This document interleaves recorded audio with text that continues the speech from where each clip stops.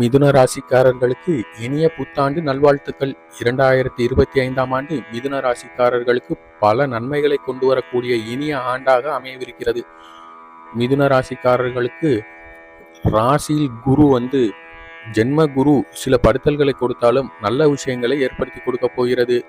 திருமணமாகாமல் காத்திருப்பு பட்டியலில் இருக்கக்கூடிய இளைஞர்களுக்கும் இளம் பெண்களுக்கும் குரு பலனாக ராசியில் அமர்ந்து குரு பார்வை திருமண ஸ்தானத்தின் மீது விழுந்து அந்த ஸ்தான குரு வீடாகவே இருந்து பலம் பெறுவதால் இந்த ஆண்டு திருமணத்திற்கான முழுமையான வாய்ப்பிற்கும் ஆண்டாக அமைந்து விடுகிறது. உபயோகப்படுத்திக் கொள்ளுங்கள்.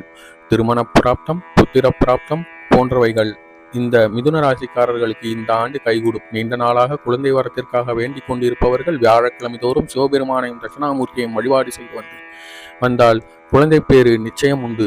சனி பகவான் 4ஆம் இடமான வீடு வாகன ஸ்தானத்தை பார்த்து தொழில் ஸ்தானத்திலும் அமைந்ததால் மிதுன ராசிக்காரர்கள் பல பேருக்கு தொழிலிலும் அழுத்தம் உண்டாகும்.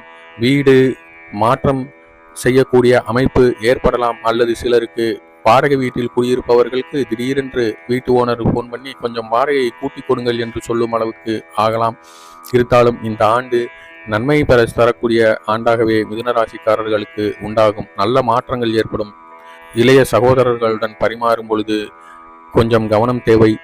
இளைய சகோதர ஸ்தானத்திலே கேது அமர்ந்து ஒரு சின்ன மனத்திரையை உண்டாக்குவார். அதனால் 2025ஆம் ஆண்டு யாருடன் பேசும் பொழுதும் வாதம் செய்யும் பொழுதும் கவனமாக பேசி கவனமாக விஷயங்களை கையாள வேண்டும். ஆன்மீக சுற்றுலா செல்வீர்கள். ஆன்மீக ரீதியாக நீண்ட தூர பிரயாணம், காசி, ராமேஸ்வரம் அல்லது புனித ஸ்தலங்களுக்கு இன்ற வருடம் சென்று வரக்கூடிய பிராப்தங்கள் உங்களுக்கு உண்டு. ஆக புத்திர பாக்கியம், திருமண பாக்கியம், உத்தியோக ரீதியாக நல்ல மாற்றம் போன்றவற்றை மிதுன ராசிக்காரர்கள் அனுபவிக்கப் போகிறார்கள். இந்த ராசிக்காரர்கள் தினம்தோறும் அம்மன் வழிபாடை வீட்டிலேயே தீபம் காட்டி அம்மனுக்கு இஷ்டமான அம்மனுக்கு தீபம் காட்டி செய்து வந்தால் நல்ல இறையருள் கிடைக்கும். சனிக்கிழமை தோறும் பெருமாள் கோவிலுக்கு சென்று துளசி வாங்கி கொடுத்து பெருமாளையும் ஆஞ்சநேயரையும் வழிபட்டு வந்தால் சகல காரியங்களும் சக்சஸ் ஆகும். மிதுன ராசிக்காரர்களுக்கு இந்த ஆண்டு இனிய ஆண்டாக அமைய வாழ்த்துக்களுடன் இறைவனை பிரார்த்திக்கிறோம். நன்றி.